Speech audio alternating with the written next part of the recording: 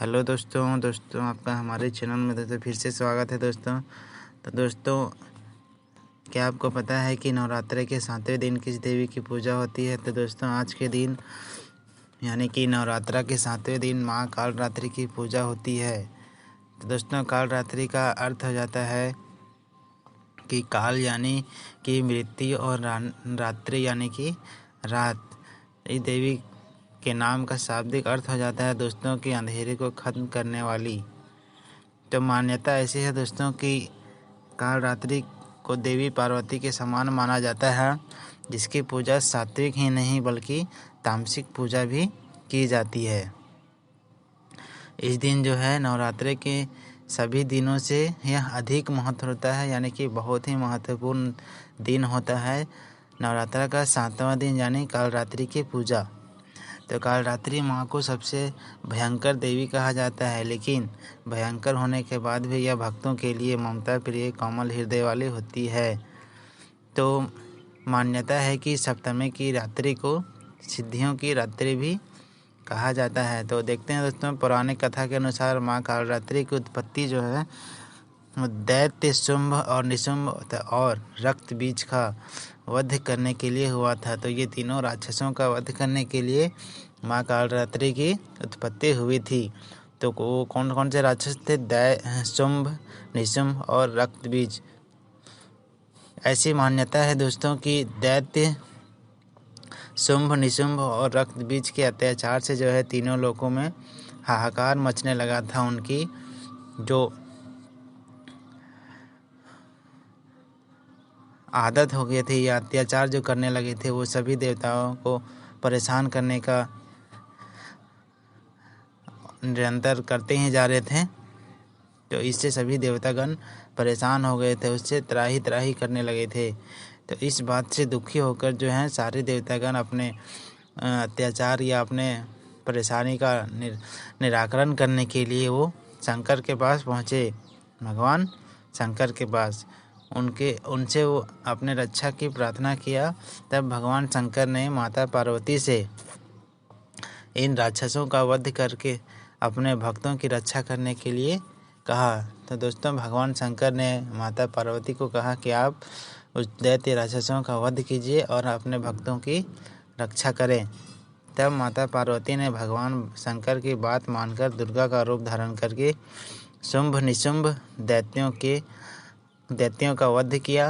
किंतु देखिए, शुंभ और निशुंभ दैत्यों का तो वध कर दिया, लेकिन जब दैत्य रक्त बीज को माँ दुर्गा मारा तो उसके शरीर से निकले रक्त से लाखों रक्त बीज उत्पन्न हो गए। मतलब माँ दुर्गा ने जब रक्त बीज को मारा तो उसके शरीर से जो खून निकले उससे लाखों रक्त बीज फिर से जन्म ले लिए।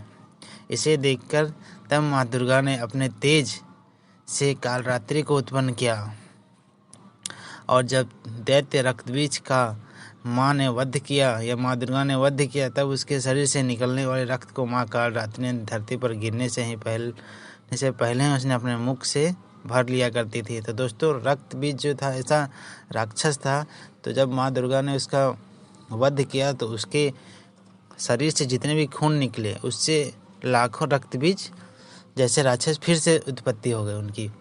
उसके बाद माँ दुर्गा ने उपाय लगाया कि जितना भी उनको दैत्य राक्षस जो रक्त बीज हुए जो नया जन्म लिए, उनको मारने के बाद उनका जो शरीर से खून निकलता था वो धरती से पहले ही गिरने से पहले वो अपने मुंह में भर लेती थी।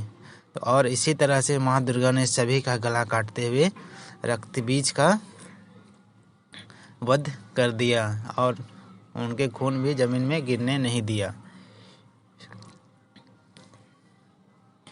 देवी भागवत पुराण के अनुसार माँ कालरात्रि का शरीर अंधकार के समान काला है और इनके श्वास से आग निकलती है, मतलब मुख से आग निकलती है। वह अपने गले से विद्युत की माला का धारण किए हुए, उनके बाल खुले हैं। साथ ही माँ के एक हाथ में सिर है जिसमें रक्त टपक रहा है, मतलब खून टपक रहा है, और इनके 3 नेत्र हैं जो कि ब्रह्मांड के समान गोल हैं। इनकी आँखों से अग्नि वर्षा होती है।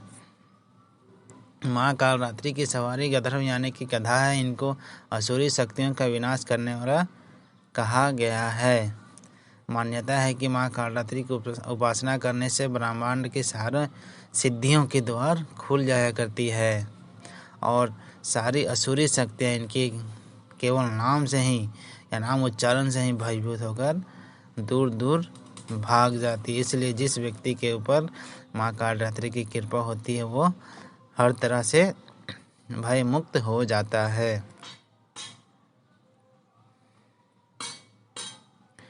नवरात्रि के सप्तमी में साधक का मन सहस्त्रार चक्र में अवस्थित होता है।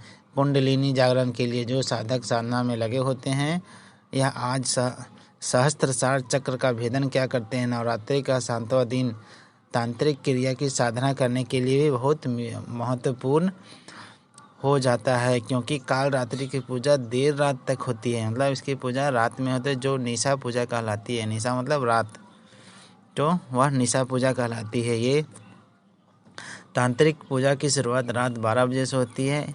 इसमें कई जगह बलि भी दी जाती है।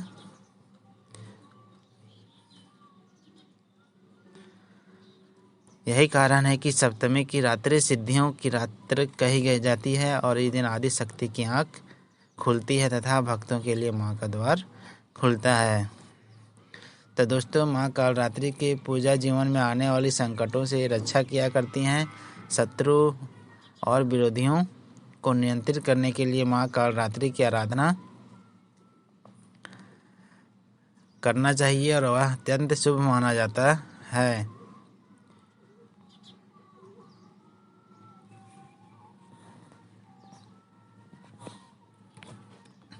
तो दोस्तों, हमने जाना कि माँ कालरात्रि किस तरह से अपने भक्तों की रक्षा करती है और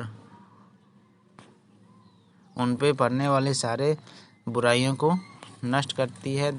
का जो पौराणिक कथा है वो किस तरह से कौन कौन से राक्षसों का वध किया था। तो दोस्तों, देखते हैं थोड़ा बहुत उसके बारे में और जान लेते हैं। तो माँ के इस रूप को पूजा करने से भूत प्रेत सभी नकारात्मक शक्तियों का अंत हो जाता है और माँ भक्तों को आशीष प्रदान करती है। सारे उनके जो दुख है वो ख़त्म कर देती हैं उनकी आराधना से, और इनकी पूजा करने से जीवन में मंगलमय और समृद्धि आने लगती है।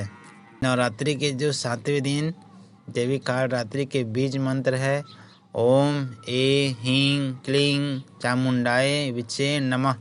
मंत्र का जाप 1.25 लाख और जप करना चाहिए। इसके बाद रात्रि में जागरण करें, सप्तशती का पाठ करें, जिससे कि नकारात्मक शक्तियों का प्रभाव खत्म हो जाएगा, सुख समृद्धि आएगा और इसके बाद माता से मनोकामना मांगने पर वह अवश्य पूरी हो जाती है। देवी कालरात्रि की पूजा पाठ करने के दौरान पेठा का भोग लगाएं। पेठे की बलि दी जाती है। इससे मान्यता है कि इससे बल और विजय की प्राप्ति होती है और किसी कानूनी मामले में फंसे हुए तो उसमें भी विजय प्राप्त होती है। घर में अगर छोटे बच्चे हैं तो उनको ताबीज़ पहनाने की सलाह दी जाती है। मान्यता है कि सप्तमी तिथि को काली शक्तियाँ बहुत जागृत होती है। इसके बचाव के तौर पर इसलिए बचाव के तौर पर बच्चों को ताबीज़ पहनाया जाता है, जिसमें ताबीज़ में काले कपड़े में पीली सरसों टूटी हुई सुई डालकर काले कपड़े में लपेटकर बच्चों को ताबीज़ बना के पहना दे।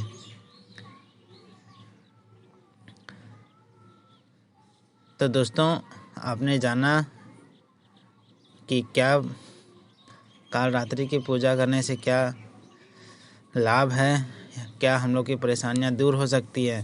तो दोस्तों, नवरात्रि के सप्तमी दिन कालरात्रि को खिचड़ी का भोग लगाना चाहिए। आप उड़द दाल की खिचड़ी बनाकर उसे घी में छौंक कर देवी का भोग लगाएं। इसके बाद प्रसाद लोगों में बांट दें।